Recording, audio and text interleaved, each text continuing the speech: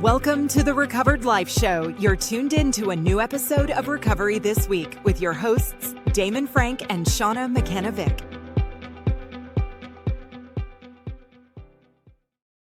Welcome to Recovery This Week. I'm Damon Frank. And I'm Shauna McKenna-Vick. Well, Damon, I have to tell you that music and the intro was just so phenomenal. I hope that I can live up to the intro. That was great. I love it. You know what? This week, just like sobriety, Shauna, we're getting better every day. For those of you guys who don't know what we're talking about here, if you're listening on the podcast, if you hit us on the live, the intro to the live is really cool. You could do that at YouTube. Just type in Recovered Life. Where are you? I always get you in some remote location. You know, the rocket launch said live from Houston, so I am outside of Houston, actually. I'm in Texas this week. Well, these past few days, you know, I'm always on the road, either taking clients to treatment, living with clients, doing interventions, just always on the road. So lots of people needing help, and it's difficult to navigate sobriety. It's difficult to navigate treatment. So it's what I do. You know, 'tis the season for some really good addiction. That's what I like to say. We're like careening right into Thanksgiving. And you know, a lot of people I've noticed on TikTok, I just did a TikTok live, and it was all about what we're talking about today is about this whole friends and family not supporting your recovery, your sobriety. Man, what's the deal with that? It's tough, Damon. You know, someone wants to get sober, say they go to treatment, they come home. Nothing has changed since they left. Right. And we're told we need to change people, places, and things. But guess what? I can't change my family. I don't know about you, but I can't change my family. And if I'm coming home, I will say I came out of treatment once the day after Thanksgiving because I wasn't quite sure I wanted to navigate Thanksgiving at home, newly sober. But, you know, people will say they're very supportive, right? And, oh, I support you so much. I'm so glad you got sober. But they might not be willing to take action behind that, like have a dry Thanksgiving or, you know, not have alcohol in the house. So it's tough to navigate.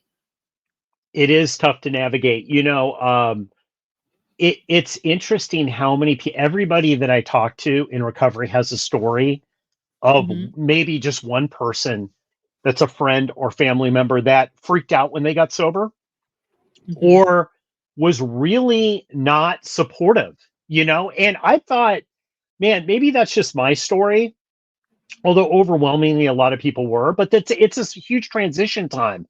And a lot of people freak out. Why do you think people freak out? I have my own opinion on it, but why do you think people freak out? I think of one girl that I used to drink with. This is when I got sober the first time, okay? We used to drink always together, and I hardly saw her after because my assumption is she couldn't spend time with me without drinking and didn't want to drink around me. So me being sober actually showed up in her that she might have a disordered relationship with alcohol. That's one. Some others don't, you know, some people don't want to see you succeed also. You know, that's kind codependency. Mean. I think codependency is another reason. Yeah. Shauna, is that sometimes it's like if their relationship is fixing you, if all of a sudden they perceive you as fixed by getting sober, that's a huge threat to, you know, who they think they are and their role with you. Correct. And that's really important that you bring up an excellent point. When we do interventions, we look at the whole family system. It's not just that we're intervening on the person, we're actually intervening on the addiction, and we take the person out of the center because it's usually a very sick family system. If you have one member who's sick, and this goes for family members who may have cancer or something else, when you have a sick family member, regardless of the disease, there are certain behaviors that take place, and there's adjustments and maladaptive coping mechanisms that are put in place. And so you're exactly right. You get sober and you turn the world on its axis. They no longer can fix you, but it might change into a different relationship. Well, how's your recovery going? That used to drive me nuts. Friends would say, well, how's your recovery going? I'm like, my recovery is fine. Why don't you ask me what I cooked for lunch today? Because I love to cook, right? Like, exactly. I have my sober support system. I have my 12-step program. I have a therapist, I have a psychiatrist. I have my sober support system. Why can't we just be friends?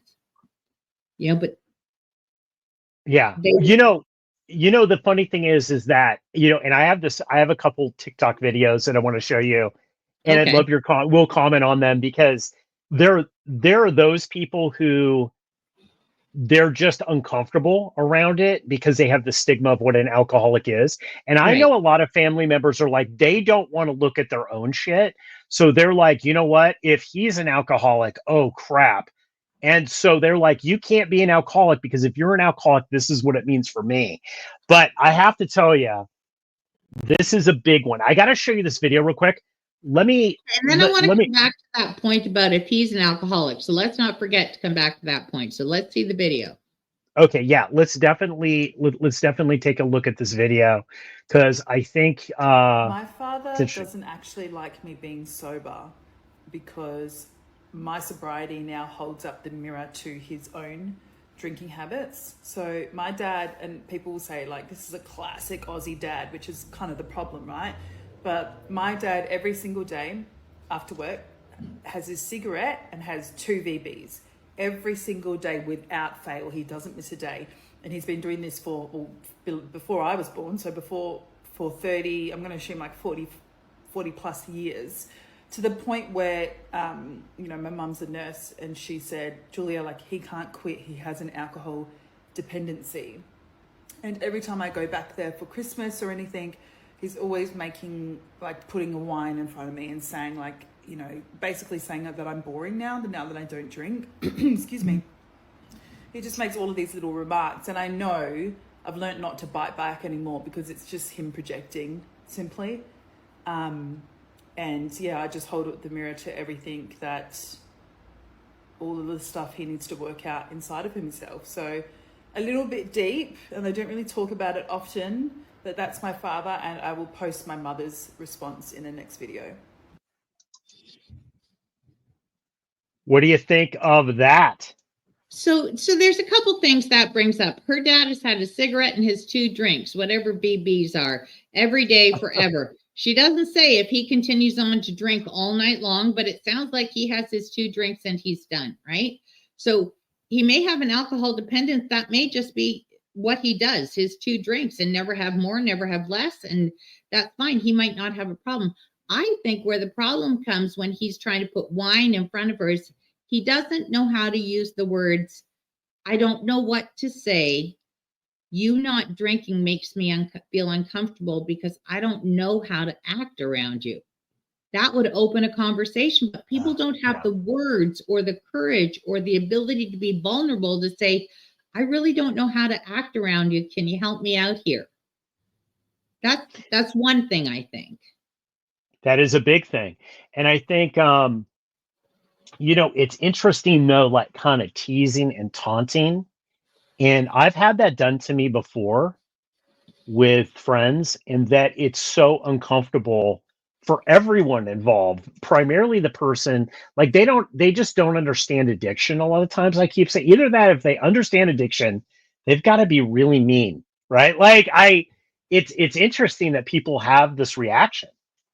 Oh, and I mean, there's not so much of a stigma anymore that that if someone says they're an alcoholic, that they can't drink. I mean, it's obvious. We see it in movies. If someone's, in recovery and they do pick up a drink, they go off the rails, right? Or even in our own lives, like anyone who knows me knows they would never even offer me a drink. I would say no, regardless, but they know that if I had a drink, I would be off the rails. I absolutely can't even have just a sip, right? And that she says she's holding up a mirror to her dad, and I don't know if her dad really has an addiction. Like he has, maybe it's a dependence, maybe it's just his habit.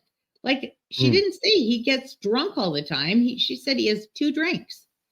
Yeah, right? yeah, And yeah. I bet if the doctor told her dad that he needs to stop drinking for his heart, he'd probably be able to stop because he doesn't have the addiction. But we can't say that. I heard a great thing. In meeting and what separates us from other people.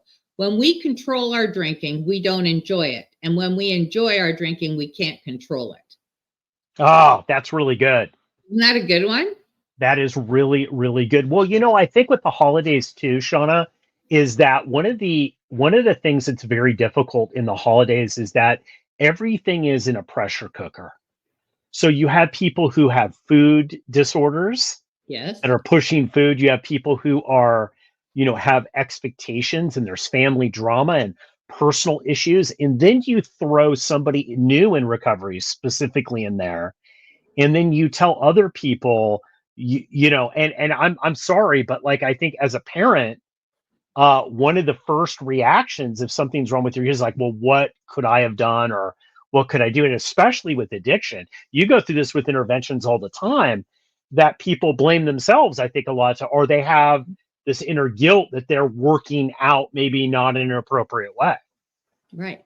And the interesting thing about coming up to, you have the family drama, the expectations, you have all the arguments that went on all through the year. You might not have seen the families, but there might have been a lot of text drama, right? And so you're coming together and people are looking for a way for anything. And alcohol, oh my gosh, bring alcohol into that, and it can really either lube it and make it soft if people aren't argumentative, or it will set people off. And I was just working with a family, and they had decided they would have a dry Thanksgiving, just because one, they've never had a celebration dry ever.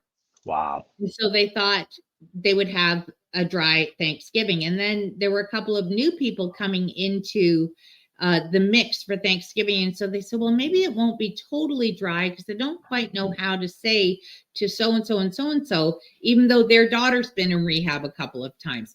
I'm like, really easy. You just say, we were considering having a dry Thanksgiving. What do you think about that? Yeah. Or we're having a dry Thanksgiving. That's it. That's it. It's interesting. Like, I know I came from a big drinking family, and I will tell you, it was quite the drama. And I know that in our family, several times we tried to say no alcohol, but it just never really worked out that way. Mm-hmm. But it's funny that the longer you stay sober, you could see just you staying sober affecting your family. Mm-hmm. changing your family, right? Mm-hmm. which is really, really cool. You start to see it kind of, I don't want to say rub off, but they start to say like, hey, there's a better way. We don't really necessarily need this. What is it bringing to the table? Well, exactly. And that's the thing, is that if you've never had a celebration dry, it certainly is interesting to have one, just as a social experiment. Really, to see how people are and can act with each other, and how they behave, and not that people necessarily misbehave with alcohol, but it often leads to deeper conversations, to more intimate details, less chaos. Yes. Things don't get burned in the oven because someone's off having a drink, forgetting about something. It really is amazing to have a dry celebration. If you've never had one, just as a social experiment, you should try it, even if you're not in recovery. Back to your point where you said we can just say, oh, we're having a dry Thanksgiving, and leave it at that. What do you think would prevent people from saying that? I know in my mind what might prevent someone from just saying, hey, we're having a dry Thanksgiving. We had family members that refused to come. And so that can happen. And I've seen it. And the other thing I see a lot, and I've seen this with people that I've worked with in recovery, is that the people who have an alcohol problem or they have a drug problem will get, because there's kind of two things that I see, Shauna, is that people I never have a problem when I say I'm sober and I don't drink. It's only people typically that have a problem with substances that come after me. That's overwhelmingly. I mean, I could say I could pick out the alcoholic in the room just by their response, right? Sure. And so I think a lot of people just don't want to be challenged because it's too much of a challenge for them. They would then have to look at their own stuff, and they don't want to do that. They don't want to do that. Right. Yes, definitely. People don't want to look at their own stuff and say, God, can I actually make it through a Thanksgiving without having a drink? Or they might say, well, I'll just lube up at home. But then the question is, why? Why do you have to? Right. Exactly. What's exactly wrong with right? You go to work without alcohol, hopefully. But people also may not want to say we're having a dry Thanksgiving because they're concerned about what others will think or concerned about how others will feel about that. When really, like you said, if there's no alcohol problem or anything, people are like, no problem, whatever. Yes. I'll bring the iced tea and lemonade. Yes, exactly. Exactly. You know what, Shauna? I want to get into, we're going to take a quick little break here. Just like 15, 30 seconds here, a little break. And then when we come back, I want to talk about something specific is about our responsibility for recovery, because I think the other side of this is sometimes people feel that it's their friends and family's job to keep them sober. I've heard this on the holidays. Mm-hmm. And it's not, right? And so we're going to dump into that. And I've got a really good video I want you to watch. Guys, help support the show. Like us, follow us. And if you want to help spread the message, buy us a coffee at buymeacoffee.com/recovered life. We're going to be right back after this quick, very brief break. And we're going to jump right back into it. Step out of the shadows into the light. Find your tomorrow, start the fight. Recovered Life TV, see the change. Living your best life, it's within reach.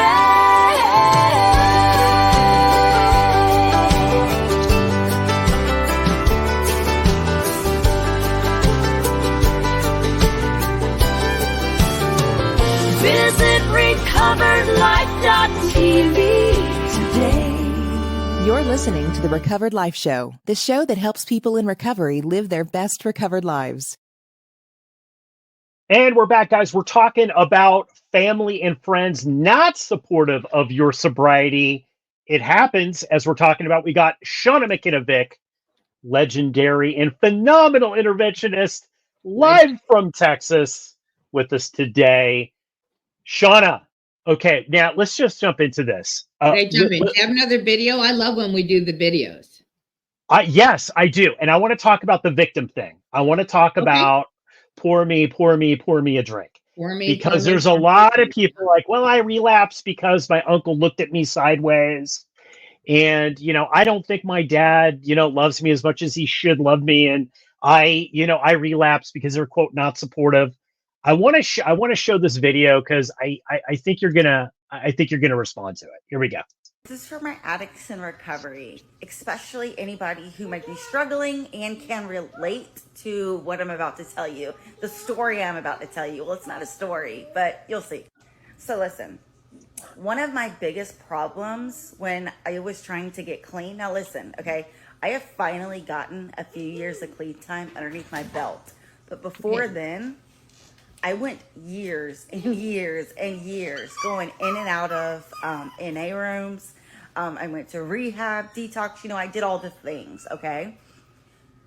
And one of the biggest things that I think bothered me during that time is that my family didn't celebrate my clean time with me. You know how when you're in NA, you get your key tag and it feels good and it's an accomplishment, and all your friends there, they stand up and they hug you and they clap for you, and it's amazing, okay? It feels really good to be recognized for, quite frankly, hard fucking work staying clean. So I would get into my feelings about it because it really wasn't even talked about. My recovery or even my drug use was not talked about. I felt like nobody was like, Heather, how are you doing? How is your recovery going? Is there anything that I can do to help? And that killed me at times. But I also had to remember this. It's not my family's job to make me feel better. It wasn't their job to help keep me clean. I had done so much shit and they were upset. They were mad. Yes, they wanted me to get clean. They weren't like sabotaging me. But I was so caught up in my head at times in my feelings of it that I would let it get to me. And I want to tell you this, you don't need anybody validating your clean time. Celebrate yourself. What do you think of that, Shauna? So I think, it was great that she made the pivot, right? And she had the solution there. You don't need anyone celebrating your clean time.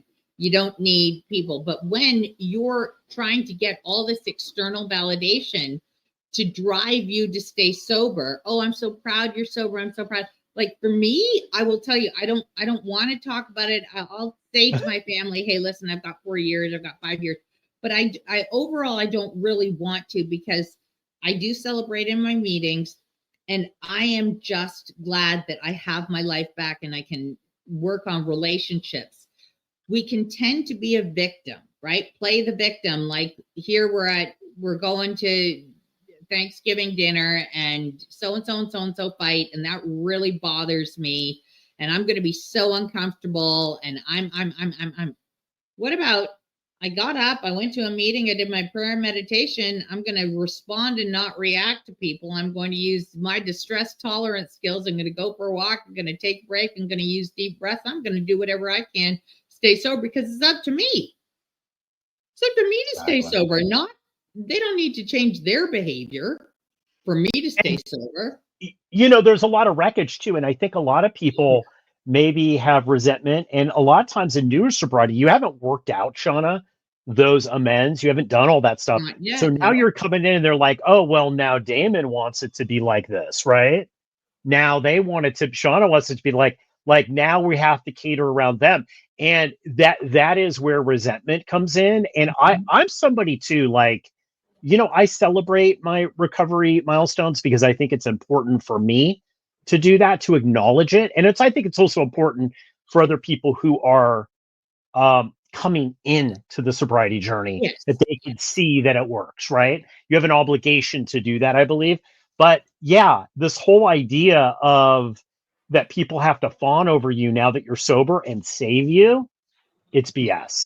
It is BS. It is BS. And, I can't control other people's drinking. I can choose not to serve. I can choose not to buy it. I'm not going to buy the stuff and provide it. We talked about this the last week, but I remember at different times I'll say to my brother and his wife and family, hey, listen, I'm not serving. Just bring your own.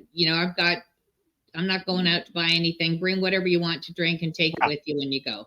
Right. So if you want to have a few drinks, and they'll be like, nah, we're not bringing anything to drink. We're just going to have soft drinks, and I've never asked them to. I've never asked them. Well, early on, we had official dry stuff in my very early days, and that was very kind. I never asked because, again, it's up to me to stay sober and to work my program, because be it Thanksgiving dinner, be it a business dinner, be it something, there's alcohol in the airport and whatever. I can't rely on external things to keep me sober. I have to live my life to make sure that I can stay sober inside and work my own program of recovery. I cannot rely on other people to keep me sober. They help me stay sober, but they don't keep me sober. Absolutely. I want to talk of one other quick thing. I want you to see one other little video real quick. And this is just specifically I want to talk about here, Shauna, questions that people have a lot, which is, what if it's dangerous for me to go to a Thanksgiving, to a holiday party? And what if they're actually really trying to sabotage me for whatever reason? And look, unfortunately, this happens. I want to show you.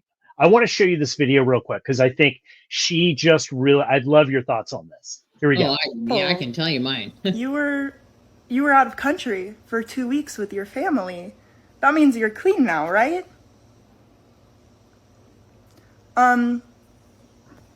Well, my family, I'm not a big drinker. My family, however, all of them are huge drinkers. Never drank more in my life. Never drank more. They kept telling me, Purple, have a drink. Anytime we did anything, I was just a little stressed, you know. Maybe not the nicest, but my family brings that out in me sometimes. My mom's solution was, do you need Xanax? Would you like a Xanax?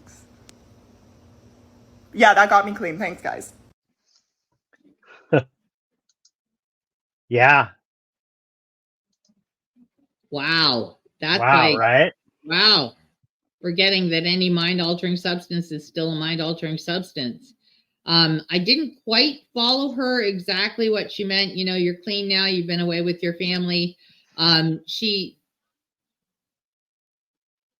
We can have someone who would say, pour a glass of wine for me, knowing I'm sober. I'd be like, oh, I don't want to swear, but I'd be like, Hugh, what are you doing? Yeah, you know I'm sober. Why would you pour that?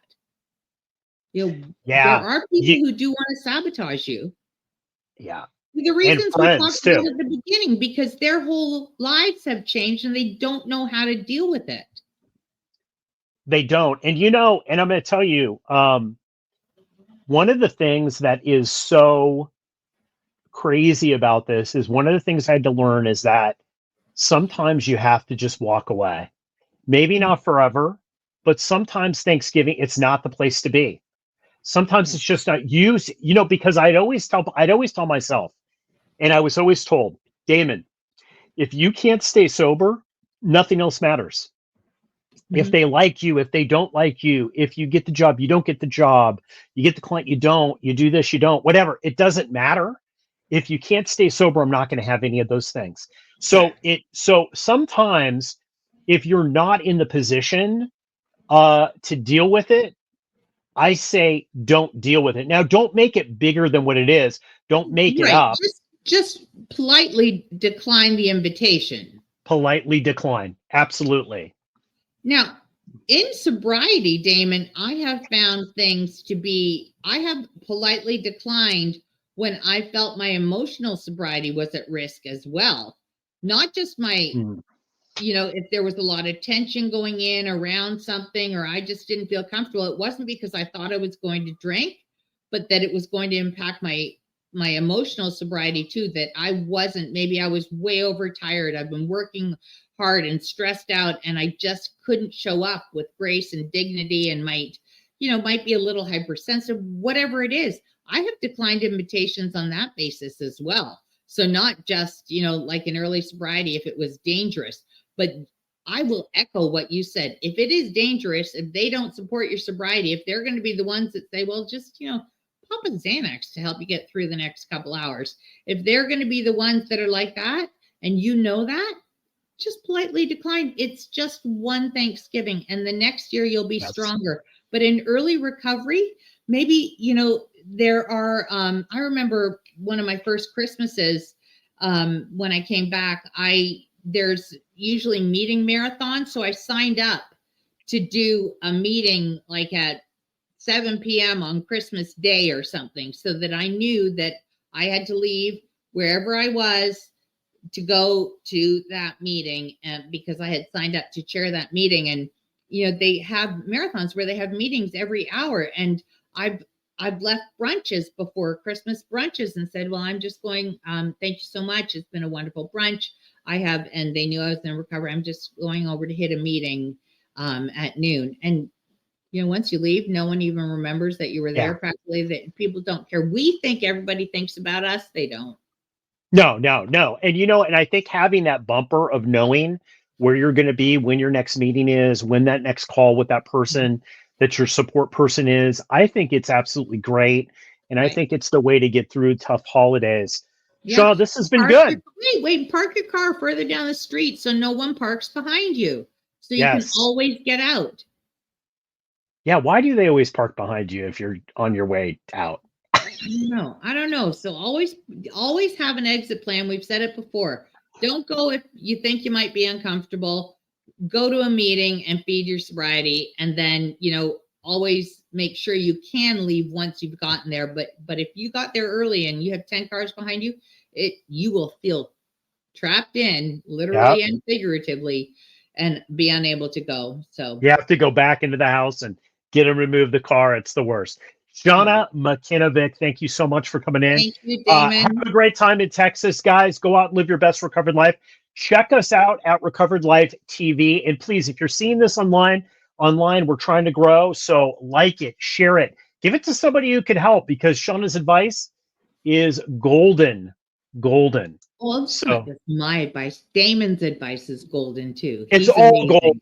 It's all golden. We love doing this. We love helping people get and stay sober. Have a great one, everybody. Thanks, guys. Go out and live your best recovered life.